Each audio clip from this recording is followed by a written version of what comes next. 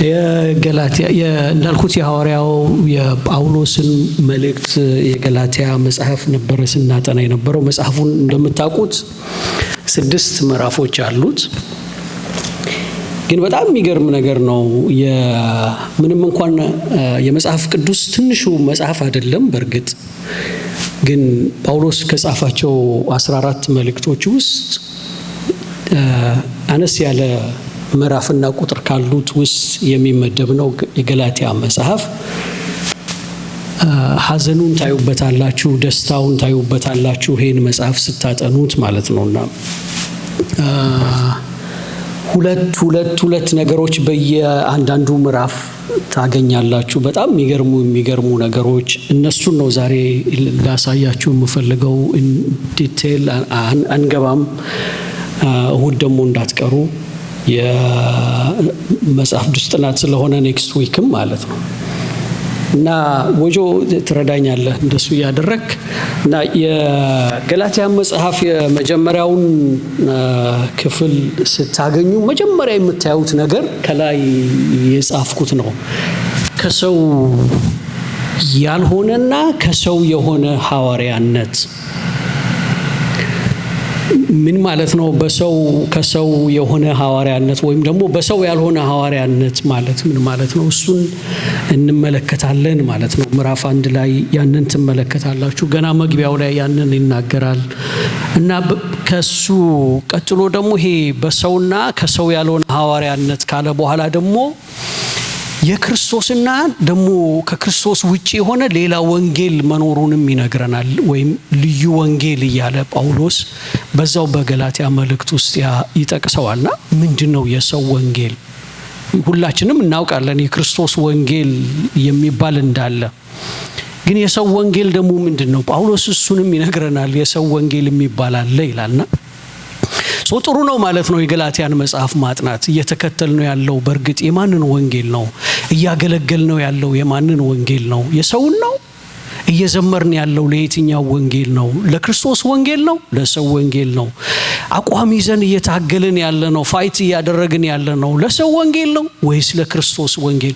ዋጋ እየከፈልን ያለ ነው፣ እየተመታን እየተተፋብን ያለ ነው፣ እንደ ክፉ አድራጊ እየተቆጠርን ያለ ነው፣ ሰዎች እየገላመጡ ያለው ለሰው ወንጌል ቆመን ነው ወይስ ለእግዚአብሔር ወንጌል ቆመን ነው? ስለዚህ ራሳችሁንም ነው የምታዩበት ማለት ነው። የምትከተሉት የምታደርጉት ነገር ለሰው ነው? በእርግጥ እግዚአብሔርን ደስ ለማሰኘት ነውና ሌላኛው እዛው ምዕራፍ 1 ላይ ነው ይሄን ሁሉ ነገር የሚናገረው። ማን ነው ደስ የማሰኘው ብሎ ደግሞ ይጠይቃል። እግዚአብሔርን ወይስ ሰውን ደስ አሰኛለሁ? ሰውን ደስ የማሰኝ ከሆነ እግዚአብሔርን ደስ አላሰኘውም ይላል። ስለዚህ እግዚአብሔር ደስታና የሰው ደስታ የተለያየ ነው ማለት ነው። ወይም ከሰው የሚመጣ ደስታና ልባችንን የሚሞላው ደስ የሚያሰኘን ደስታና እግዚአብሔር ደግሞ ደስታ የሚለው ነገር ወይም እግዚአብሔርን ማስደሰትና ሰውን ማስደሰት እንዴት የተለያየ ነገር ነው? ጳውሎስ ይህንን በዛው በአንድ ምዕራፍ ውስጥ ነው የሚነግረን። የሰው እና እኔ ይላል እንደውም ሰውን ደስ የማሰኝ ከሆነ የክርስቶስ ባሪያ አልሆንኩም ይላል።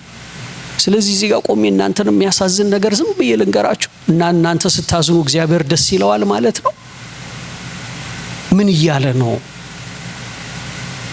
ወይም ሰውን ደስ የማያሰኘውን ነገር ስናገር እግዚአብሔር እዛ ደስ ይለዋል እያለ ነው ወይስ የእግዚአብሔር ደስታ የሚባል ነገር አለ? ወጆት አሳልፉ። ወደ ሁለተኛው ምዕራፍ እንደዚህ ስትሄዱ ደግሞ እዛው ምዕራፍ 1 ላይ የክርስቶስ መገለጥና ወይም ከክርስቶስ መገለጥና በክርስቶስ የሆነውን መገለጥና ስለ ሰው ትምህርት ደግሞ ይነግረናል እና የሱን መገለጥ ከየት እንዳገኘው። ይሄ በጣም ደስ የሚል ነገር ነው። መገለጡን ከየት እንዳገኘው፣ መገለጡ የሆነለት ከሰው ነው በሰው ትምህርት ነው ወይስ በራሱ በክርስቶስ ትምህርት ነው?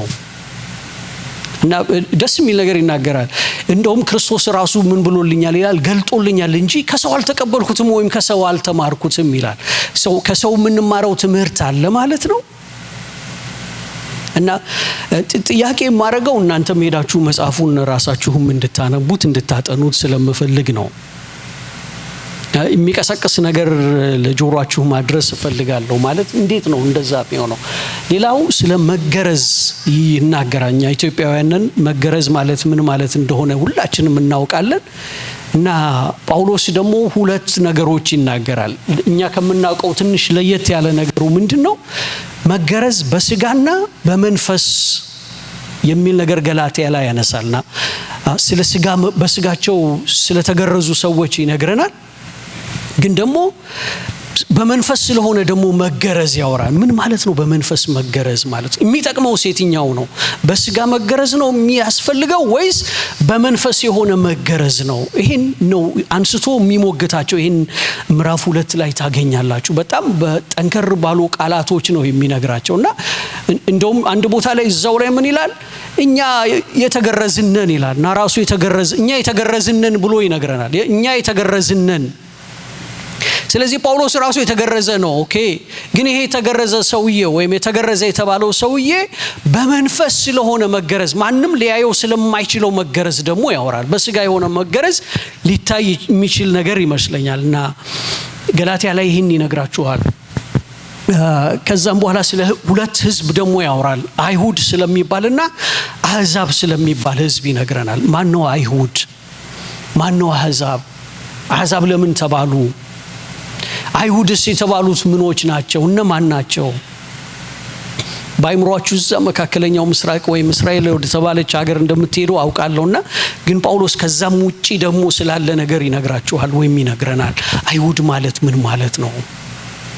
መጽሐፉን ስለሆነ የምናጠናው ታሪክ አይደለም የምናጠናው። የተጻፈውን ነገር ስለሆነ የምናጠናው የተጻፈው ነገር በርግጥ ስለምናውቀው ነገር ነው የሚነግረን ወይስ ሌላ አይሁድ የሚባል ነገር አለ? አህዛብ ማለትስ ምን ማለት ነው? ይሄን በደንብ ይነግረናል። በሕግና በጸጋ ደግሞ ስለሚገኝ ጽድቅም ያወራል። ይሄ ሰውዬ እንደምታውቁት ጳውሎስ ማለት ነው በሕግ ስለሚገኝ ወይም በሕግ የሚገኝን ጽድቅ ለማግኘት ህይወቱን ሙሉ ሲለፋ የነበረ ሰው ነው።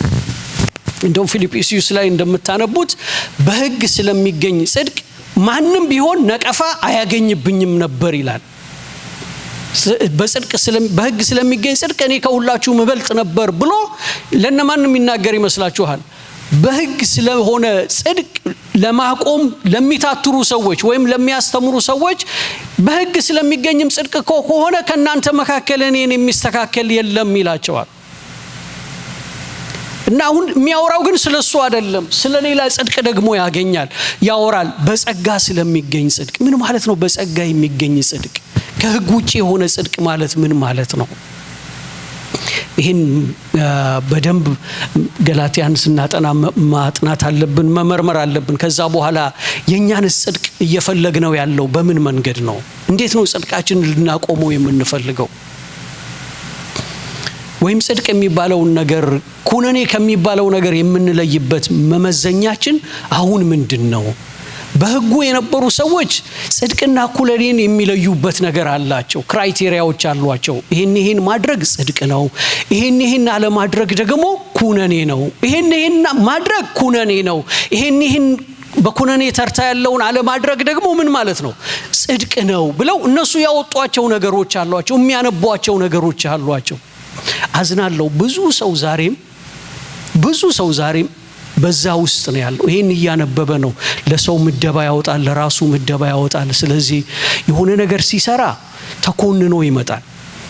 የሆነ ነገር በጎ ነገር አደረኩ ብሎ ያሰበ ቀን ደግሞ እንትን ሲል ብብቱን ያያል። ክንፍ አውጥቼ ይሆን እያለ ማለት ነው። ላይክ በር ይሆን አልበር ይሆን እያለ። ስለዚህ ሙቀቱን ከእግዚአብሔር ጋር ያለውን ሙቀት የሚለካው ባደረገው ነገርና ባላደረገው ነገር ነው። ያላደረገ ቀን እሱን አትዩት። ያደረገ ትንሽ እንደው መልካም ነገር ያደረገ ቀን ድሮ ባለሁበት ቤተክርስቲያን አንድ ሰው ቸርች ወይም ቤተክርስቲያን ሄዶ ሲመጣ ቤተክርስቲያን ያልሄደው ሰውዬ ቤተክርስቲያን የሄደውን ሰው መንገድ ላይ ሲያገኘው እንደው ጸጋ ይደርብኝ ብሎ ጥብቅ አርጎ ይስመው ነበር የሚተላለፍ ዩሲ ስለዚህ የሄደው ሰውዬ የሆነ እንትን ነው ማለት ነውና ያልሄደው ሰውዬ ደግሞ የሆነ እንትን እንደጎደለው እንደዚህ ነገር ያስባል። አንድ እንትን ልንገራችሁ በዚህ ላይ የሆነ ገዳም ሄድንና ገዳም 11ኛ ክፍል ተማሪ ነበርኩኝና ወደ ገዳም ሄድን። በጣም ሩቅ ቦታ ነው ሄድን። እዛ ስንደርስ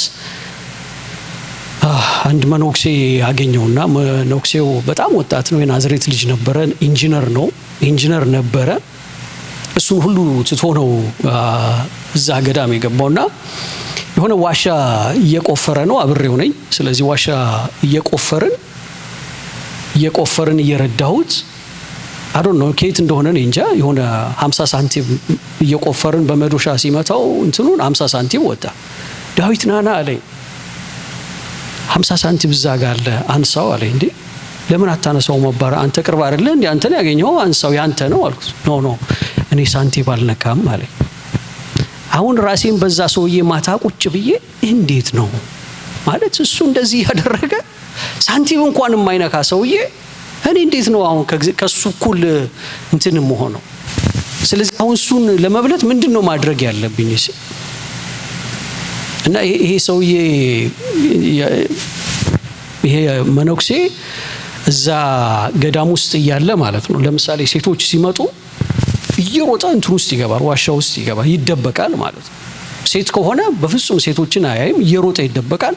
ወንዶች ሲመጡ ብቻ ነው ወጥቶ እንትን አባለ ምንድነው እንደዚህ የምታረገው ማለት አሁን ሴቶች እንትን ያሰናክሉኛል። ታዲያኛ ከተማ ሄደን ከነሱ ጋር እየኖርን አሁን እንዴት ነው ከሱ ጋር እንትን ማደርገውና በጣም ከባድ ነገር ነው። እኛስ አሁን በምንድነው የምንመዝነው? በህግ ነው ወይስ በጸጋ ስለሚገኝ ጽድቅ ነው? ገላትያ ላይ ይህን በደንብ ይነግረናል። ቀጣይ ክፍል አለው መሰለኝ። ሁለተኛው ሌላው የምንመለከተው ነገር ከክርስቶስ ጋር መሰቀልና ለህግ መሞት። መስቀል ላይ እንደምታውቁት ክርስቶስ ብቻውን ነው የተሰቀለው። ገላትያን መጽሐፍ ስታጠኑ ግን ጳውሎስ ከክርስቶስ ጋር ተሰቅያለሁ ይላል። የሚገርም ነገር ነው። ኢየሱስ የተሰቀለው ብቻውን ነው አይደለም? ግን እሱ ምን እንደውም ያን ጊዜ ደግሞ እሱ ምን ነበር? ጳውሎስ ከአሳዳጆቹ አንዱ ነበር ማለት ነው። ግን ከክርስቶስ ጋር ተሰቅያለሁ ይላል። እኛስ ለኛ ደግሞ ስንት ሺህ ዘመን አልፎታል አይደል? የክርስቶስ መሰቀል ግን ምን ማለት ነው? ምን እያለን ነው? ከክርስቶስ ጋር ተሰቅያለሁ ሲል ምን እያለ ነው? ደግሞ ከተሰቀለስ በኋላ እንዴት ይጽፋል? ተሰቅያለሁ ያለን ሰውዬ ነው መልእክት የጻፈው አለኮ በህይወት ማለት ነው። ያኔ መጽሐፉን ሲጽፈው መልእክቱን ሲጽፈው ግን ሲጽፈው ምን አለ? ከክርስቶስ ጋር ተሰቅያለሁ።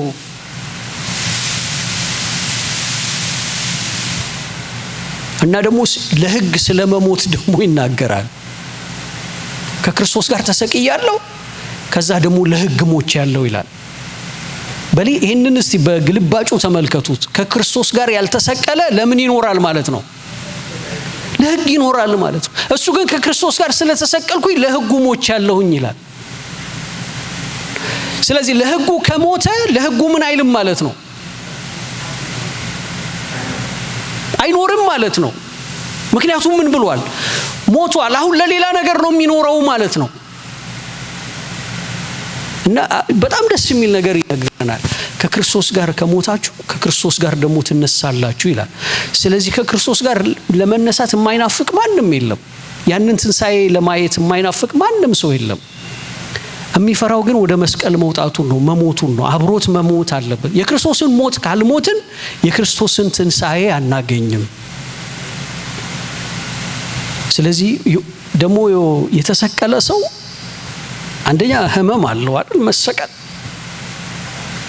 ነው አይደል? ልብስ እንኳን ስትሰቅሉት ይጨማደዳል። አውጥታችሁ ካልተኮሳችሁ እንትን አይደለም ማለት ነው። መሰቀል የሆነ ህመም አለው ማለት ነው። መሰቀል ሞት አለው። ሞት ካለው ደግሞ ሞት ምንድነው? እናንተን አልጠየቅም አይደል? ትላንት ከኛ ጋር የነበረ ሰውዬ ሞተ ካለ ዛሬ ያ ሰውዬ ለዚህ ቸርች ብንጠብቀውም አይመጣም። ምን ብሏል? ንገሩኛ። ያሞቷል። ሜቢ እኮ በህይወት እያለ he was one of the leader የቸርች ሊደር ሊሆን ይችላል፣ የሀገር መሪ ሊሆን ይችላል፣ ግን ሞተ። ስለዚህ አሁን ለዛ ነገር ይኖርለት ለነበረው ነገር ደግሞ ምን አይልም ማለት ነው፣ አይኖርም። እና ጳውሎስም ተሰቅያለሁኝ ይላል። ተሰቅያለሁ ብቻ ብሎ ደግሞ አያቆምም። ያንን ገላትያ ላይ እንመለከታለን። ከዛ ደግሞ ስለ መስማት ያወራል። በጣም ደስ የሚል ክፍል ነው። ስለ መስማት ያወራልና እንዴት ነው መንፈስን የተቀበላችሁት ይላል። እኛ መንፈስን የተቀበለው እንዴት ነው የተቀበልነው? እንዴት ነው መንፈስን የተቀበላችሁት? ጳውሎስ ይጠይቃቸዋል። በሕግ ስራ ከሆነ መስማት ነው ወይስ ከእምነት በሆነ መስማት ነው መንፈስን የተቀበላችሁት ይላል። ከሕግ ስራ በሆነ መስማት ነው ወይስ ከእምነት በሆነ መስማት ነው መንፈስን የተቀበላችሁት? ይሞግታቸዋል። እንዴት ነበረ መንፈስን ያገኛችሁት? የሕግ ስራ በሕግ ስራ ሰርታችሁ ነው መንፈስን ያገኛችሁት? ያ ከሆነ መንፈሱ ምንድነው ማለት ነው? የሥራችሁ ደሞዝ ነው ማለት ነው። የልፋታችሁ ውጤት ነው ማለት ነው። ግን መንፈስን ያገኛችሁት የተቀበላችሁት እንዴት ነው? ከምን በሆነ መስማት? ከእምነት በሆነ መስማት ነው ወይስ? ያንንም ይነግረናል። ሁለት ደግሞ የተወደዱ ሰዎች አሉ ገላትያ ላይ፣ አብርሃምና ሙሴ። እስራኤላውያን በጣም የሚያነሷቸው አይደል? እኛ የሙሴ ደቀ መዛሙርት ነን፣ እኛ የአብርሃም ልጆች ነን እያሉ የሚቆሩባቸውን ሰዎች ደግሞ ያመጣቸውና አብርሃምን ፈጽሞ የማያውቁትን ሰዎች ወይም የማያውቁትን ሰዎች በዘራቸው ቢቆጥሩ አብርሃም የሚባል ሰው የሌለባቸውን ሰዎች አምጥቶ ደግሞ ምን ይላል? አብርሃም እኮ አባታችሁ ነው ይላቸዋል። ወደ አብርሃም የዘር ግንድ ውስጥ ይከታቸዋል። እዛ ዘር ግንድ ውስጥ ካልገባችሁ መዳን የለም ይላቸዋል። እና ወደዛ አምጥቶ ያስገባቸዋል። ሙሴን ይጠራዋል። ሙሴ በጣም የሚመኩበት ሰው ነው። እና ገላትያ ላይ ግን ሙሴን ስታገኙት ታዝኑለታላችሁ፣ ታዩታላችሁ። ሙሴን ታገኙታላችሁ፣ ራቆቱን ቆሞ ታዩታላችሁ ሙሴን። እና ስለ አብርሃምና ስለ ሙሴ ይነግረናል። ስለ እርግማንና በረከት ይነግረናል። እርግማን እንዴት እንደመጣ ደግሞ እርግማን በበረከት እንዴት እንደተቀየረ ወይም በረከት ማለት ምን ማለት እንደሆነ ይነግረናል። እኛ ብዙ ችግር ያለብን ሰዎች ነን። በተለይ በዘር ማንዘሬ ምናምን የምንለው ብዙ ነገር አለና እርግማን የምንለው ነገር አለን። ልጆች ሆነን ወይ ሲረግሙን የነበርን ሰዎችም ነን አይደለም። ሰዎች የሆነ ሰው ቤት ሄደው ምን ያደርጋሉ? ያስረግማሉ ምናምን። እንደዚህ አይነት እንትና ያለን ሰዎች ነን። ስለዚህ እናውቃለን እርግማን ምን ማለት እንደሆነ። እና ግን ደግሞ በረከት የሚባል ነገር አለ ይላል። የእርግማን ተቃራኒ ነው ምን? የበረከት ደግሞ ተቃራኒ ነው ምን? እርግማን። እና ስለ እርግማን እና ስለ በረከት ይነግረናል። ሰው እንዴት እርጉም ይሆናል? የተረገመ እንዴት ይሆናል? ደግሞ እንዴት በረከት ይገኛል? እና በረከት የሚባለውንም ነገር በዛ ላይ ትመለከታላችሁ። ማለት በረከት ማለት መኪና ነው። በረከት ማለት ቆንጆ ስራ መያዝ ነው። በረከት ማለት እንደዚህ ማለት ነው። ጳውሎስ ይነግረናል። ከብዙ ነገር ያፋታናል። ከአንድ ሰው ጋር ብቻ ሊያጋባን ማለት ነው። ኢየሱስ ጌታ ነው። ወጀዋለን አንድ ያ ቅድም እንዳልኩት እንግዲህ ያ ስለ አብርሃምና ሙሴ የነገረን ደግሞ እንደገና ስለ አብርሃምና ስለ ዘሩ ደግሞ ይነግረናል። አብርሃም ዘር አለው ይላል። ስለሱ ስለ ዘሩ ይነግረናል። እኛ የአብርሃም ዘር ይስሐቅ ነው። ይስሐቅን እናውቀዋለን። ግን ገላትያ ላይ ጳውሎስ ይስሐቅን ያመጣውና በክርስቶስ ይለውጠዋል። ወይም ይስሐቅን ይጠራውና ይስሐቅ ከማለት ይልቅ ምን ይላል? እርሱም ክርስቶስ ይላል። ይሄ ሰው ዘፍጥረት መጽሐፍን የሚያውቅ ሰው ነው። ከገማልያል እግር ስር ቁጭ ብሎ የተማረ ሰው ነው። የሕግ ዕውቀት ያለው ሰው ነው። ግን ይህን ሁሉ ነገር ያመጣና ደግሞ ስለ አብርሃምና ስለ ዘሩ ያወራና እኛ ይስሐቅ ያዕቆብ እያልን ልንቀጥል ስንል እሱ ምን ይላል? እሱም ክርስቶስ ብሎ ይስሐቅን ወደ ክርስቶስ ያመጣዋል። አሜን። እና ስለ እምነትና ሕግ ያወራናል። ልጅና ባሪያም ይባላል። የአማርኛው ትንሽ እንትን ይላል ባሪያ ሲል፣ ግን አትደንግጡ። ጳውሎስ ራሱን መልሶ እኔ የክርስቶስ ባሪያ ነኝ ይላል። ልጅ አለ ባሪያ አለ ይላልና ምን ማለት ነው? ባሪያ ማለት ደግሞ ልጅስ ማለት እንዴት ነው? ወደ ኋላም ይወስደናል ወደ ልጅነታችን ማለት ነው። ወይም ወደ ልጆች ያለን ሁላችንም ወደ ልጆቻችንም ያመጣናል ማለት ነው። ልጅና ባሪያ ከዛ ደግሞ ላይኛይቱና ታችኛይቱ ኢየሩሳሌም ብሎ አንዷን የምናቃትን ኢየሩሳሌምን ሁለት ያደርጋታል። እና ላይኛይቱ ኢየሩሳሌም የምትባል አለች ይላል። አደራችሁን ይህን በጣም ነው ማየት ያለብን። ምክንያቱም በኋላ እናታችን ናት ይለናል። ስለዚህ እናቱን ሁሉም ሰው ማወቅ አለበት። የማን ልጅ ነህ ሲባል ይሄ ከሊት ይላል አይደል? እና እናታችሁ ናት ይላል። ላይኛይቱ ኢየሩሳሌም እሷም እናታችን ናት ይላል። እንዴት እንደሚመካባት ሲያንቆለጳጳሳት ሁሉ ታያላችሁ። እሷ አንቺ ማትወልጂ መካን የተባልሽ ነገር ግን አሁን ልጆችሽ ምን ብለዋል? በስተዋል እያለ ያመሰግናታል። ጨዋይቱ ደግሞ ይላታል። እንዴት ደስ ይላል! ላይኛይቱን ጨዋይቱ ናት ይላል።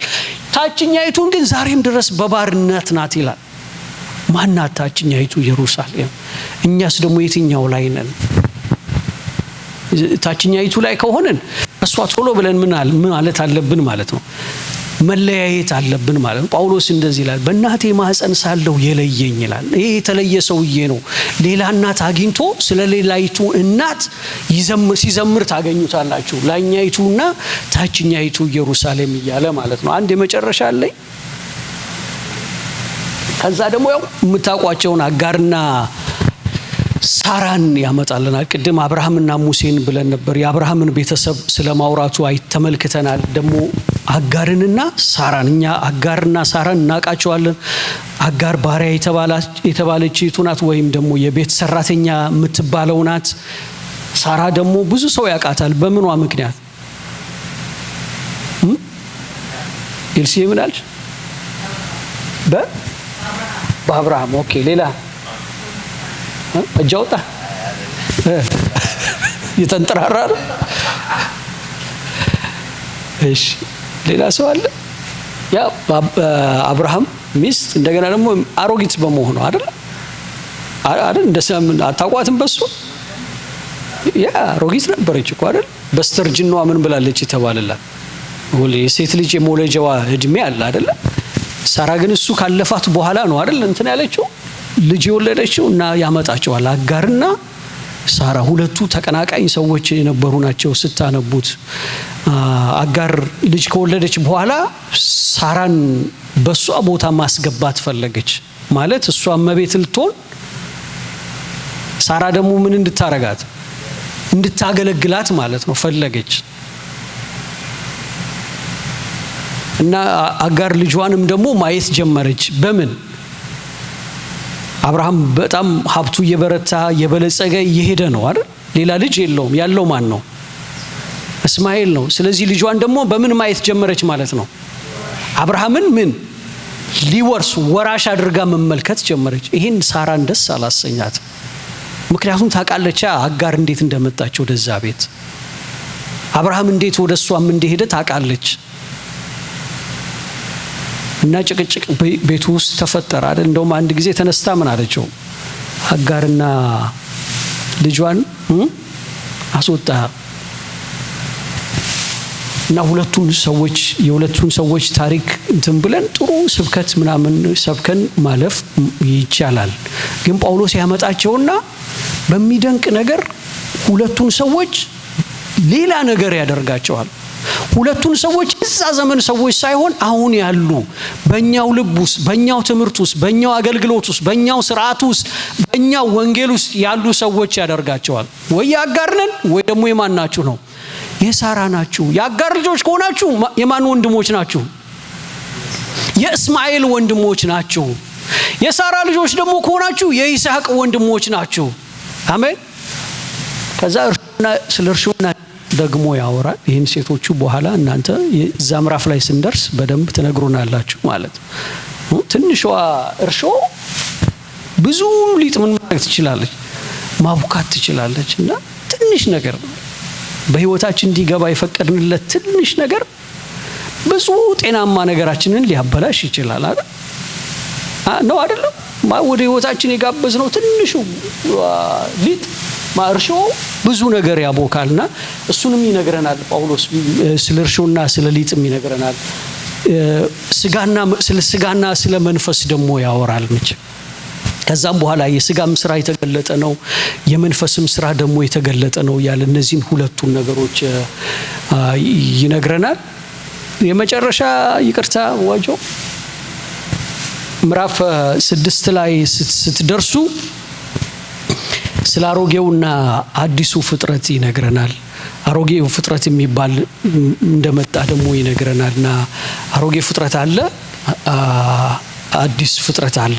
አሮጌው ላይ አዲሱ መጥቶበታልና አዲሱ ስለመጣ ያ መጀመሪያ የነበረውን የበለጠ ምን አረገው? አሮጌ ያደረገው፣ አስረጀው ማለት ነውና ደስተኞች ናችሁ? የሚቀጥለው ሳምንት ነው የምንጀምረው። ጌታ ይባርካችሁ።